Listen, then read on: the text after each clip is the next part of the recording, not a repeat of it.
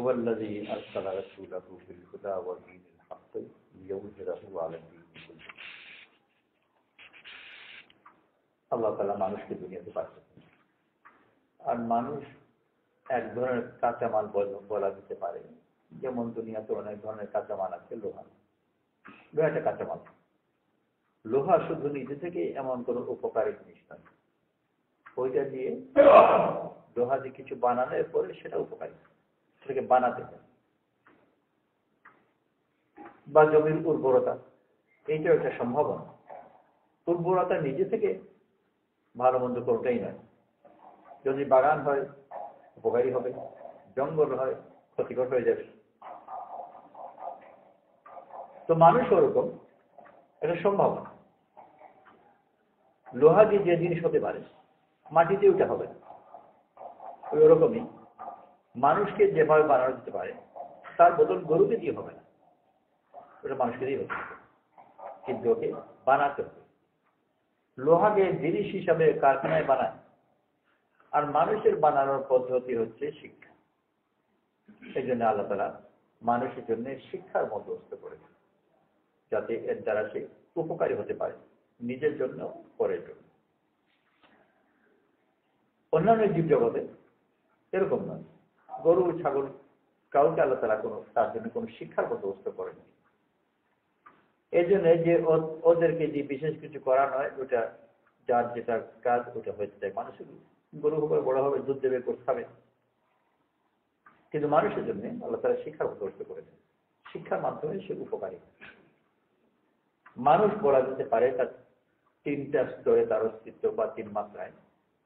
আর ওই তিন ধরনের শিক্ষার প্রয়োজন। একটা হল তার দেহ, শরীর, অঙ্গ প্রত্যঙ্গ। এইটা ওইটা সম্ভাবনা শক্তিশালী। কিন্তু যদি সাঁতার কাটা না শিখে থাকে তাহলে তাকে পানিতে ফেলে ডুবে যাবে। ওর ভালো স্বাস্থ্য, ভালো শক্তি ওকে ভাসিয়ে রাখতে পারবে না। ওটার জন্য ভেসে থাকার জন্য তার সাঁতার কাটা জানা দরকার। এইভাবে আল্লাহ তাআলা মানুষকে অন্যান্য জীব জন্তুতে ভিন্ন করেছে। অনেক জন্তু আছে সাঁতার কাটতে পারে, কিন্তু ওদের শিক্ষা দরকার। পানি যেগুলো আছে তো আছেই, মাছ হাঁস সাঁতার কাটে, ওদের শিক্ষা দরকার হয় না। এমনকি যেগুলো ডুবতে পারে, গরু, তো গরু ওকে পানি ছেড়ে দিলে বেশ সাঁতার কাটতে পারে, অথচ গরু কিন্তু সাঁতার কাটা শিখে না। মানুষের জন্য শেখার প্রয়োজন, কারণ আল্লাহ তাআলা মানুষকে তার সৃষ্টিগত ভাবেই ভিন্নভাবে করেছেন। ও বড় উপকারী হবে, কিন্তু শিক্ষার মাধ্যমে হবে। আর গরুকে শিক্ষার মাধ্যম দেবে, নিজে থেকে সে সব গরু সাঁতার কাটতে পারে, খুব বেশি না পারলে পারে। এগারোটা শারীরিক শিক্ষা, যেটাকে আমরা ট্রেনিং হিসেবে বলে থাকি। আরেক হলো তার দিমাগ, একটা সম্ভাবনা, বুদ্ধি। বুদ্ধিকে শিখাতে হবে। শিক্ষা দিলে পরে ওটা খুব কাজে হবে। একজন ওকালতি শিখেনি, খুব বুদ্ধিমান, কিন্তু ওকালতি না শিখলে ওকালতি করতে পারবে। শিখতে হবে। হিসাব করা শিখেনি, তো ছোট্ট দোকানের অ্যাকাউন্টেন্টও হতে পারবে না। আর যদি শিক্ষা নেই তাহলে ছোট দোকানের বড় কোম্পানি অ্যাকাউন্টেন্ট হয়ে যাবে। ওই বুদ্ধি, কিন্তু ওটাকে শিক্ষা দিলে পরে সেই হিসাব নিকাশ করতে পারবে, আর না দিলে পারবে। যেরকম খুব ভালো স্বাস্থ্য, কিন্তু শিখালে পরে সাঁতার কাটতে পারবে। শুধু স্বাস্থ্য থাকার কারণে সে সাঁতার কাটতে পারবে না, শিক্ষার দরকার। ওরকম শুধু বুদ্ধি দিয়ে সে হিসাব করতে পারবে না, শিক্ষার দরকার। ডাক্তারি এক ধরনের শিক্ষা, ইঞ্জিনিয়ার এক ধরনের শিক্ষা। তো পুরা দুনিয়াতে মানুষকে দিমাগকে ব্যবহার করবার জন্য আল্লাহ তাআলা শিক্ষার বন্দোবস্ত করেছেন। এর দ্বারা মানুষ দিমাগকে ব্যবহার করতে পারে, আর দিমাগ দিয়ে জিনিসকে ব্যবহার করে। এক সময় মানুষ দিমাগকে তত ব্যবহার করা জানত না। ওই সময়, ওই যুগে মানুষের শক্তি ছিল তার দেহের, আর দেহ দিয়ে যেসব অস্ত্র ব্যবহার করা যায় সরাসরি, বর্শা, তলোয়ার, এগুলোকে ব্যবহার করা শিখত। তীর, ধনুক, এগুলো ছিল শিক্ষা। ওই জমানায় মানুষকে দৈহিক শিক্ষা এটাই ছিল প্রধান শিক্ষা। আর দৈহিক শিক্ষা যে বেশি পারদর্শী এবং উপযুক্ত অস্ত্র যার কাছে আছে, তীর, ধনুক, বর্ষা, তলোয়ার, এগুলো যার কাছে আছে সেই জাতি প্রাধান্য পেত। ধীরে ধীরে এক পর্যায়ে গিয়ে মানুষ যখন তার দিমাগকে ব্যবহার করা শিখল আর দিমাগী অস্ত্রকেও হাতে পেয়ে গেল, তখন ওইসব জিনিস এগুলো খেলনা হয়ে গেছে। তীর ধনুক এখনো দুনিয়াতে পাওয়া যায়, কিন্তু ওগুলো নাটকে পাওয়া যায়, খেলনা হয়ে গেছে। বর্ষা নিক্ষেপ এখনো এগুলো আছে আমাদের দেশে বর্ষা নিক্ষেপ আছে, কিন্তু ওই জানুয়ারি মাসে স্কুলে যখন স্পোর্টস হয় তখন বর্ষা নিক্ষেপ, সারা বছর এটা কোনো চর্চা নেই, কারণ এগুলো এখন খেলার জিনিস। তো বড় গুরুত্বপূর্ণ ছিল এক জমানায়, কিন্তু এসব জিনিস এখন খেলা হয়ে গেছে। বাস্তব জগতে এখন প্রয়োগ নেই। ঢাল তলোয়ার গুলো পাওয়া যায় মিউজিয়ামে। আর বাস্তব জগতের জিনিস কি হয়েছে? দিমাগ। এখন একটু যে দুই ছেলে বিয়ের প্রস্তাব দিল, একজনের খুব ভালো স্বাস্থ্য, কিন্তু মেডিসিন করেছে 3-4 বার, আর আরেকজনে একেবারে হাঁটতে পারে না ভালো করে, ঢাকা দিলে হয়তো পড়ে যাবে, কিন্তু বড় তেজি ডিগ্রি আছে। তো বেশিরভাগ মা বাবি ওর স্বাস্থ্যের দিকে কোনো খেয়াল করবে না, আধামরা ছেলেকে ডিগ্রি কারণে বিয়ে দিতে, ওর স্বাস্থ্য যেমন বেশি দিন লাগবে। আর এটাই চিন্তা করবে যে ওর স্বাস্থ্য দিকে 2 পয়সা উপার্জন করতে পারবে না, তো ভালো স্বাস্থ্যের বড় যে ট্রেনে গিয়ে কুলিগিরি করতে পারবে। আজকাল তো কুলিগিরি লোক করা বেশি দরকার পড়ে না, মানে এক জমানায় ট্রেনে কুলিগিরি খুবই দরকার ছিল, কিন্তু যখন থেকে ওই হুইলওয়ালা সুটকেস আবিষ্কার করেছে, কুলিগিরিতে সব চাকরি গেছে, তখন সব ট্রেনে নিয়ে যাবে। তো ভালো স্বাস্থ্য যে লাভ নেই, আগে তো মনে হলে না কুলিগিরি করতে পারতে, কিন্তু তারও দরকার নেই, কিন্তু ওর ডিগ্রি ফিগ্রি দিয়ে ও বসে বসে অনেক টাকা পয়সা করতে পারে, গাড়ি বাড়ি সব পারে। এমনকি বর্তমান দুনিয়াতে বড় বিখ্যাত একজন বৈজ্ঞানিক আছে, এর জন্য নড়তেও পারে না, কথাও বলতে পারে না, কিছু করতে পারে না, কিন্তু এরপরেও সে মহা দাপটের সাথে তার সময় চালিয়ে যাচ্ছে। এই অবস্থায় বেশ কয়েক বছর আগের বউকে তালাক দিয়ে নতুন বিয়েও করেছে, কারণ ওর দিমাগের তেজ। আল্লাহ তাআলা আম্বিয়া আলাইহিস সালামকে পাঠিয়েছেন আরেক জগতের শক্তির সন্ধান দিয়ে, ওইটা হচ্ছে মানুষের কলব। ও যে অনেক বেশি শক্তি, আর দিমাগে যেহেতু শিক্ষার দরকার, তো তার দিলকে ব্যবহার করার জন্য শিক্ষার দরকার। মানুষ যখন দিমাগের শক্তিকে আবিষ্কার করত, ঢাল তলোয়ারের সব শক্তি বাতিল হয়ে গেল, অনেকগুলো খেলনা হয়ে গেছে।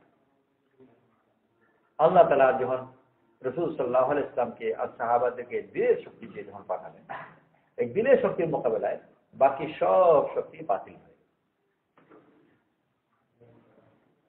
এক এক শক্তির প্রয়োগ একে ধরনের, দিলের শক্তির প্রয়োগ ওটা তো অন্যভাবে আসে, দিল দিয়ে সৌন্দর্য অর্জন করা হয়।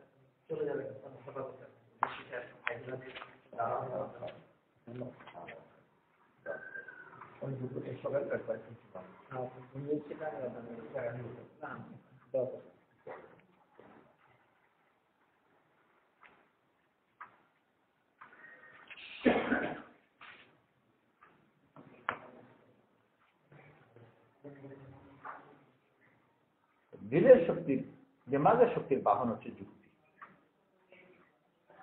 দিমাগ যে পথে চলে, ওই যুক্তির পথ অনুসরণ করে, বুদ্ধি দিয়ে, যুক্তি দিয়ে। তো আধুনিক যত শিক্ষা, যেটাকে পুরা দুনিয়াতে শিক্ষা বলা হয়, এবারে পাঠশালা থেকে নিয়ে ইউনিভার্সিটিগুলো আসলে আমাদের দেশে নয়, পূব, পশ্চিম, উত্তর, দক্ষিণ সব জায়গায় ইউনিভার্সিটিগুলো আর পাঠশালা হোক, সব ওই দিমাগের পথকে অনুসরণ করে। আর দিমাগের পথ মানে বিভিন্ন রকমের যুক্তির পথ, ওই যে সব জিনিসকে ব্যবহার করে। আর জিনিস এটা প্রতিষ্ঠিত নিয়মে চলে, যেটাকে আমরা যুক্তি বলে। দিলের পথ ভিন্ন, দিল যুক্তির পথে চলে, দিল চলে সৌন্দর্যের পথে। আর মনের আকর্ষণ, সেটাকে রুচি বলা যায়, রুচির পথে, যুক্তি মানে না। আর যুগের মোকাবেলা বড় তুচ্ছ। এটা সাধারণ দৃষ্টান্ত। মনে করা যায় কোন একটা ছেলে কোন একটা মেয়েকে পছন্দ করে তাকে বিয়ে করতে চায়, ও মনে ভালো লাগে, পরিবারের সবাই বিভিন্ন যুক্তি দিয়ে বোঝালো যে একে বিয়ে করে লাভ নেই। শহরে যদি বিয়ে করে তো শহরে শ্বশুর বাড়ি থাকে, প্রায় ঢাকা যেতে, ওখানে গেলে উঠতে পারবেন। আর গ্রামে বিয়ে করে তো ঢাকায় গিয়ে কোনো লাভ নেই, পরে উঠতে হবে, গ্রামে ঢুকতে হবে।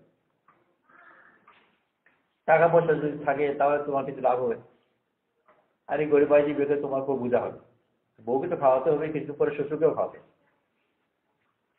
নানান যুক্তি দিয়ে বোঝাবে। সে খুব দুনিয়াদার লোক, আর সব যুক্তি ভালো করে বুঝে অসুবিধার কথা, কিন্তু শেষ কথা কি বলে, কিন্তু আমি অফিস আরো বোঝাল বুদ্ধিশুদ্ধি কম, এই কম সেই কম। সে বলল যে তোমরা তো দূরে থেকে দেখেছো, ভালো করে দেখো, ও তো তেরা, আমি তো কাছে দেখে দেখেছি, তো সব যদি তুমি বুঝো কিন্তু আমারও কি ভালো। আর এর মোকাবেলায় কোনো যুক্তি টিকে না, কারণ দিমাগের শক্তি দিলের শক্তির তুলনায় অনেক ছোট। যেরকম দেহের শক্তি দিমাগের তুলনায় অনেক ছোট, দিমাগের শক্তি মানুষ যখন আবিষ্কার করলো তো দৈহিক শক্তি তুচ্ছ হয়ে গেল, এটা কোনো মূল্যই নাই দিমাগের শক্তির মোকাবেলায়। ঠিক ওরকম দিলের শক্তির মোকাবেলায় দিমাগের শক্তির কোনো মূল্য একেবারে, যেমন মানুষের মন যেটা চায় ওইটার মোকাবেলায় কোনো যুক্তি টিকে না, ভালো মন্দ কোনটাই টিকে না। আর মন চলে একটা পথে অনুসরণ করে, ওইটা যেমন যুক্তির পথে চলে, মন চলে অন্যকে যে ভালোবাসে, সে সৌন্দর্যের কারণে ভালোবাসে, কিন্তু সুন্দরকে যেন সুন্দর লাগে, অসুন্দরকে যেন সুন্দর না লাগে, এই জন্য তার রুচিকে শুদ্ধ করতে হবে, রুচি যেন ভালো হয়। নিজের রুচি ভালো হওয়া আর নিজেকে সেই রুচি অনুযায়ী সুন্দর বানানো। যদি সে সুন্দর হতে পারে তাহলে অন্যের দিলের কাছে সে ভালো থাকে, আর তার দিল তার দিকে চলে আসে। আল্লাহ তাআলা আম্বিয়া আলাইহিস সালাতু ওয়াস সালামকে পাঠিয়েছেন সৌন্দর্যের চর্চা, যেন সে আল্লাহর দৃষ্টিতে সুন্দর হয়, মানুষের দৃষ্টিতে সুন্দর হয়। সুন্দর যদি হয় তাহলে সুন্দর প্রতি মানুষের আকর্ষণ বড় প্রবল, কারণ সুন্দর প্রতি আল্লাহ নিজে আকৃষ্ট, সুন্দর ভালোবাসে।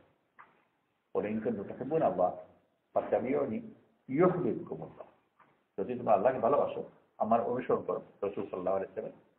আর এই অনুসরণে সে এত সুন্দর হবে যে আল্লাহ তাআলা নিজে তাকে ভালোবাসে, আল্লাহ ভালোবাসে, আল্লাহ প্রিয় হয়ে যায়। আর প্রিয় যে হয়ে যায় তো তার জন্য সব বিয়ে, দুজন বিয়ে করবে, একজনের স্ত্রী কাজে কর্মে খুব গুণী, টাকা পয়সা অনেক আছে, বাপের বাড়িতে আরো টাকা আনে আর খরচও করে, নানান গুণে সে গুণী, কিন্তু যে কারণেই হোক তার স্বামীর মন জয় করতে পারে। অনেক গুণ থাকা সত্য, তার বুদ্ধি, তার রান্না বাড়া ভালো, তার হাতের কাজ ভালো, আরো হাজার গুণ, সবাই তার গুণের প্রশংসা করে, কিন্তু সে খুব বেশি প্রিয় হতে পারেনি পরিবার। শ্বশুর শাশুড়ি খারাপ বলে না, মেয়ে খারাপ না, কিন্তু খুব যে ভালোবাসে তাও না, আর ছেলেরা মন জয় করতে পারে। একটু কিছু ছোটখাটো কারণে হচ্ছে শেষ বন্ধু তালাকি হয়ে কোন এটা ঝগড়াঝাটি নেই, আর তার স্বামীও তাকে তালাক দিয়ে দিল, মা বাপ ও স্বামীকে তার ছেলেকে খুব বেশি বাধা দিল। আরেক মেয়ে আরেক বাড়ি বিয়ে করেছে, বা ওই বাড়ি হতে পারে, সে এমন বুদ্ধিমতীও নয়, ডিগ্রিওয়ালিও নয়, টাকাওয়ালিও নয়, কিছুই নয়, দেখতেও সুন্দর নয়, কিন্তু যে কারণেই হোক, আর এই কারণগুলো বড় অস্পষ্ট থাকে, বড় অন্ধকারের ভিতরে কারণ, ও জানা কারণে আপাতত দৃষ্টিতে মানুষ বুঝতেও পারে না, সে সবার কাছে অত্যন্ত প্রিয় হয়ে গেছে, মা বাবার কাছে, তার স্বামীর কাছে, অন্যদের কাছে অত্যন্ত প্রিয়। এক পর্যায়ে সে অসুস্থ হয়ে গেল, বিছানায় পড়ে আছে, আর ডাক্তার বললো যে এই রোগ সাপাত না, প্যারালাইসিস, আল্লাহ যেন কতদিন থাকে। অনেকেই প্রস্তাব দিল যে তাহলে এই ভাঙা ভোগে নিয়ে কতই থাকবে, আরেক বিয়ে করো কমপক্ষে, তালাক যদি নাও দাও আরেক বিয়ে করো, তোমার সংসার আছে। কেবল কথা তো ঠিক, এখনো বয়স আছে। সে মেয়ে সে নিজেও বললো যে আমি আধামরা মানুষ, আমাকে যে কি সংসার করবে, আরেক বিয়ে করো, আমার পথ থেকে করে আপত্তি নেই। এই জন্য আমি বুঝতে পারছি আল্লাহ তালা এরকম ফাঁসা যখন করেছে তো বিচারে পড়ে থাকবো আমি। আর সতীন যদিও মন ভালো লাগে না, কিন্তু এই অবস্থা তো ভিন্ন। তো সেও একেবারে পুরাপুরি তাকে অনুমতি দিল তার স্বামীকে যে তুমি আরেক বিয়ে করো। কিন্তু শেষ পর্যন্ত ওর শ্বশুরও বলে, শাশুড়ি বলে, তার স্বামীও বলে অনুমতি তো দিয়েছে, কিন্তু মানে কষ্ট পায়, আপত্তি করছে না ঠিকই, যেহেতু সে ভালো নয় বুঝতে পারছে, আপত্তি করছে না। আমার স্বার্থ দেখে সে বলছে আবার বিয়ে করো, পিড়াপিড়িও করছে যে আরেক বিয়ে করো, দেরি করছো কেন, বয়স হয়ে গেলে বউ পাবে না, এই কথাও বলছে, পিড়াপিড়িও করছে। কিন্তু ঘুরি ফিরে আবার ওই কথা বলে যে পিড়াপিড়ি তো করছে ঠিকই, তো আমার মন থেকে সে পিড়াপিড়ি করছে, আমার প্রয়োজন থেকে পিড়াপিড়ি করছে, কিন্তু যে আরেক বউ যদি ধরো আমি বলছি তো মন খারাপ হবে, কত কষ্ট লাগে, আমি কষ্ট দিতে চাই। তো সব যুক্তি দিয়ে, কিন্তু যেহেতু তাকে কষ্ট দিতে চায় না, তো সে আর বিয়ে করতে রাজি হলোই না। অথচ তার বুদ্ধি অনেক কম, তার লেখাপড়াও কম, তার ধন দৌলতও কম, তার সৌন্দর্যও কম, কিন্তু কিছু একটা জিনিস আছে সবার কাছে ধরা পড়ছে। বড় কমন থাকে, গরু যেরকম বুদ্ধি বুঝতে পারবে না, বুদ্ধি কি জিনিস গরুকে বোঝানো খুব মুশকিল, ওরকম মনের একটা সৌন্দর্য ওইটা দুনিয়ার অনেক মানুষও বুঝতে পারে, যার কাছে নিজের এই সৌন্দর্য নেই ওকে বোঝানো মুশকিল। আর দুর্ভাগ্যবশত ওই সৌন্দর্যের জগৎ সম্বন্ধে আমার একেবারেই অজ্ঞাত, আর এই জন্যে ওইটা চর্চাও করি না, নিজেকে সুন্দর বানাবার চেষ্টাও করি না, নিজেকে শুদ্ধ রুচি বানাবার চেষ্টা করি না। অথচ ওইটাই সবচেয়ে বেশি গুরুত্বপূর্ণ জিনিস। এমনকি বিয়ে দেওয়ার সময় ওই ভালো দিল না মন্দ দিল ওইটা কোনো গুরুত্ব নেই, এটা বিয়ে কি বলে, চাকরি বাকরি সব ভালো। কেউ এসে বললো মেয়ের বাপকে যে এই যে ছেলের কাছে বিয়ে আপনি ঠিক করেছেন, ভালো ডিগ্রি থেকে আর ভালো স্বাস্থ্য থেকে আর ভালো ঘর থেকে অনেকগুলো দেখে ঠিক করছেন, ছেলের তো চরিত্র খারাপ। তো মা বাবা সবাই বলে আরে এগুলো সব ঠিক হয়ে যাবে, অল্প বয়সে তো এদিক সেদিক হতেই পারে, বয়স তো সবাই ঠিক হয়ে যাবে, ওটা কোনো গুরুত্বই নেই। এর মোকাবেলায় যদি বলতো কেউ তো পরীক্ষায় ফেল করেছে, সর্বনাশ, ছেলেবেলা ছেলে কাছে বিয়ে দেবো। বা যদি বলতো যে বাবার যে টাকা কথা বসে শুনেছো এগুলো কিন্তু আসলে টাকা পয়সা বেশি নেই, তাহলে ওটাকে গুরুত্ব দিত। কিন্তু বললো যে তার চরিত্র খারাপ, এটা এমন কোনো গুরুত্ব নেই, কারণ এটাকে সে কোনো গুরুত্বপূর্ণ জিনিস মনে করে, টাকায় গুরুত্বপূর্ণ মনে করে, সম্পদকে মনে করে, ডিগ্রিকে মনে করে, স্বাস্থ্যকে মনে করে, সুন্দর চেহারাকে মনে করে, আর চরিত্র এটা ঠিক হয়ে যাবে। অথচ পরবর্তীতে আর দুনিয়াতে মানুষের যত সমস্যা হয় সব সমস্যা দিলকে নিয়ে, আর চরিত্রটা দিলের সাথে সম্পৃক্ত জিনিস। বলে আমার দিল খারাপ, দিল খারাপ তাদের কেসটা, দিল আছে না বা না আছে, থাকলেই বা কি না থাকলেই বা কি, খারাপ হলে গিয়ে ভালো করলে কি করবে। তো আজ যদি বেশিরভাগ মানুষের অবস্থা হচ্ছে গরু যেরকম বুদ্ধি বুঝতে পারে না, মানুষ এরকম তার দিলকে বুঝতে পারে না। এক গৃহস্থে তার গরু ছিল অনেক পুরনো গরু, অনেক পুরনো গরু হওয়ার কারণে তার গরুর সাথে খুব সম্পর্ক, কোনো গুরুত্বপূর্ণ সিদ্ধান্ত গরুর সাথে পরামর্শ না করে করে না। তো সব ব্যাপারে গরুকে জিজ্ঞেস করে, তার মেয়ের জন্য 2 প্রস্তাব এলো, দুজনই মোটামুটি ভালো, কিন্তু একজনের মাথা খারাপ আর একজন বুদ্ধি ঠিক আছে। গরুর সাথে পরামর্শ নিল কার কাছে বিয়ে দেবো, জমি জমা বেশি আছে কিন্তু মাথা খারাপ, পাগল। তো গরু বললো যে এতে কিছু আসে না, পাগল হয় এমন কোনো ব্যাপার না। কারণ গরুর জন্য সুস্থ আর অসুস্থ আর মাথা খারাপ গরু বোঝার কথা, ও নিজের বিচার কোনো বুদ্ধি নেই, ও আরেকজনের মাথা ঠিক আছে না বেঁচে গেছে কি বুঝি। আর দুনিয়ার বেশিরভাগ মানুষ হচ্ছে প্রায় ওই ধরনেরই, যে ডিগ্রি ভালো, টাকা পয়সা ভালো, বুদ্ধিশুদ্ধি ভালো, পরীক্ষায় ফার্স্ট ক্লাস পেয়েছে, সব ভালো, বললো যে ওর দিল খারাপ। দিল খারাপ কি আসে, ও কিছু আসে না, এটা হলেই হলো। অথচ দুনিয়াতেও মানুষের সবচেয়ে গুরুত্বপূর্ণ জিনিস হচ্ছে তার দিল। আল্লাহ তাআলা আম্বিয়া আলাইহিস সালাতু ওয়াস সালামকে পাঠিয়েছেন মানুষের এই দিলের শিক্ষা। দিলের শিক্ষার কারণে তারা নিজের দিলকে এত সুন্দর বানিয়েছে যে পুরা দুনিয়ার মানুষ এই দিলের আকর্ষণে তাদের কাছে চলে এসেছে। আর ওই অস্ত্র যখন কেউ পায় তো ওইটা অনেক বেশি বড় অস্ত্র। এক মোকাবেলা হলো ঢাল তলোয়ার দিয়ে, আরেক মোকাবেলা হলো টাকা পয়সা দিয়ে, বুদ্ধি দিয়ে, আইন দিয়ে মোকাবেলা করছে, তা শেষ করে দিবে। কিন্তু দিলের শক্তির কারণে দেখা যায় যে শত্রু ছিল সেই হয়ে গেছে দুষ্ট, ওর সাথে লড়তেই হয় না, ধ্বংস করতেই হয় না, বড় তার সব শক্তির আমি ফায়দা পাই। রোমের সেনাপতি ছিলেন জর্জা। যুদ্ধের ময়দানে উনি খালিদ ইবনে ওয়ালিদ রাদিয়াল্লাহু সাথে, এদিকে সেনাপতি খালিদ রাদিয়াল্লাহু, ওইদিকে সেনাপতি জর্জা, উনি নিজের বাহিনী ছেড়ে খালিদ রাদিয়াল্লাহু সামনে এসেছেন। এসে জিজ্ঞেস করলেন যে আপনার হাতে যে তলোয়ার, এটা কি আসমান থেকে নাজিল হওয়া তলোয়ার? বলেন না, এটা রাসূল সাল্লাল্লাহু আলাইহি ওয়াসাল্লাম আমাকে দিয়েছেন। আল্লাহ তলোয়ার বলে, কিন্তু তলোয়ার আসমান থেকে আসে।